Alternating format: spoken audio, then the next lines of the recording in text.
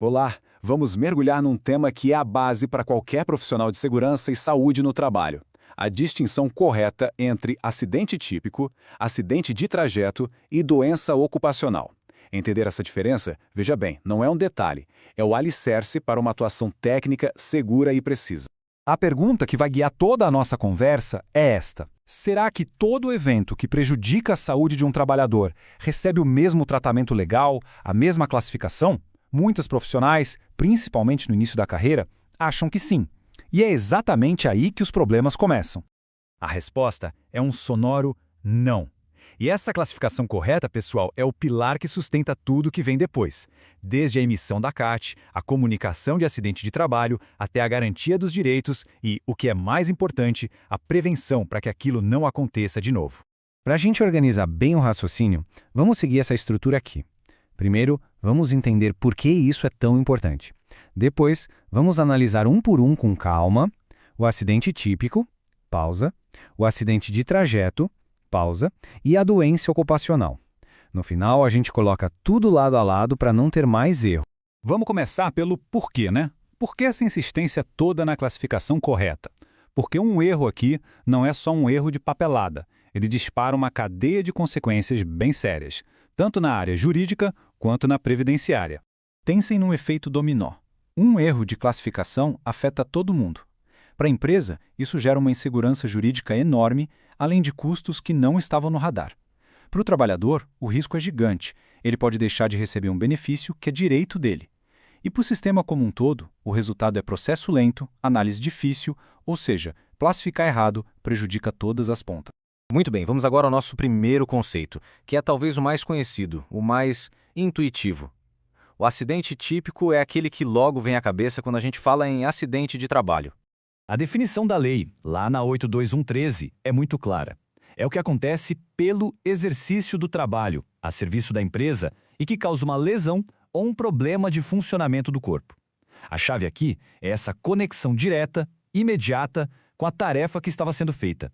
Para a gente ter certeza que é um acidente típico, precisamos de 3 respostas claras. Primeira, onde e quando? Aconteceu no local e no horário de trabalho. Segunda, qual a relação de causa e efeito? A lesão foi uma consequência direta da tarefa. E terceira, um detalhe crucial que muita gente esquece. E as pausas? Sim, o horário de almoço, o cafezinho, se forem dentro da empresa, contam.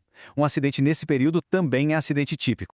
Os exemplos clássicos ajudam a gente a visualizar: uma queda enquanto limpava o chão, um corte operando uma máquina, um choque elétrico durante uma manutenção. Percebem? São eventos súbitos, imediatos, com causa, local e tempo bem definidos. Essa é a fotografia do acidente típico. Agora vamos para a nossa segunda categoria, e o cenário aqui já muda bastante. E se o problema não acontece dentro da empresa, mas no caminho para chegar nela, aqui o nosso foco sai de dentro dos muros da empresa e vai para o trajeto. É o percurso entre a casa do trabalhador e o trabalho e o caminho de volta para casa. O risco, nesse caso, está justamente nesse deslocamento. A lei também é bem específica aqui, ela equipara, ou seja, considera como se fosse um acidente de trabalho, aquele que acontece no percurso habitual. E um detalhe fundamental, não importa o meio de transporte, se foi de ônibus, carro, moto, bicicleta ou até mesmo a pé. E aqui, pessoal, atenção máxima. Esse é um dos pontos que mais confunde o profissional de SST. Para a Previdência Social, para o INSS, o acidente de trajeto é sim acidente de trabalho. Tem que emitir CAT, gera benefício, tudo certo.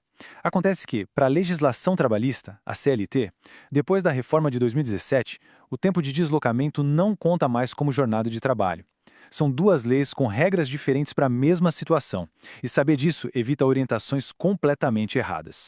isso nos leva à categoria mais complexa de todas. Aqui, a causa não é um evento único, uma foto. A doença ocupacional é um filme. É um dano que vai se instalando devagarinho, como resultado de uma exposição contínua a algum risco. Essa linha do tempo ilustra isso perfeitamente.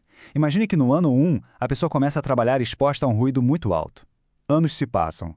Lá pelo ano 5, os primeiros sintomas aparecem, bem sutis. E só lá na frente, no ano 10, vem o diagnóstico médico que conecta a perda auditiva com o trabalho. Percebem? Não existe um dia do acidente. A definição legal é interessante, fala em doença produzida ou desencadeada pelo trabalho. Isso quer dizer duas coisas. Ou o trabalho é a causa direta da doença, ou ele funciona como um gatilho para um problema que a pessoa já tinha predisposição. Então, a pergunta de $1 milhão é: como a gente prova que a doença veio do trabalho? Essa ponte que liga a doença à atividade é o que chamamos de nexo causal. Na prática, provar isso pode ser um desafio. Por isso, muitas vezes se usa uma ferramenta chamada NTAP. É basicamente uma análise estatística da previdência que cruza a doença da pessoa com o setor econômico da empresa e presume que existe uma ligação. Certo. Agora que a gente já viu cada conceito em detalhes, vamos fazer o mais importante: colocar tudo junto num lugar só, para consolidar de vez essas diferenças e não cometer mais erros de classificação. Vamos olhar juntos para a tabela. Quando acontece?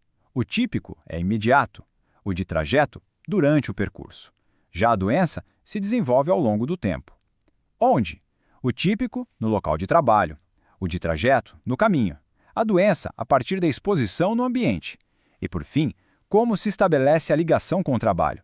No típico, é a própria tarefa.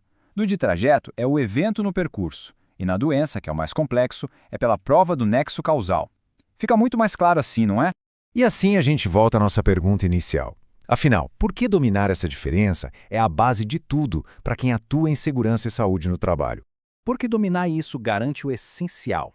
Garante que o trabalhador vai receber o benefício a que tem direito. Garante que a empresa se proteja de passivos que poderiam ser evitados.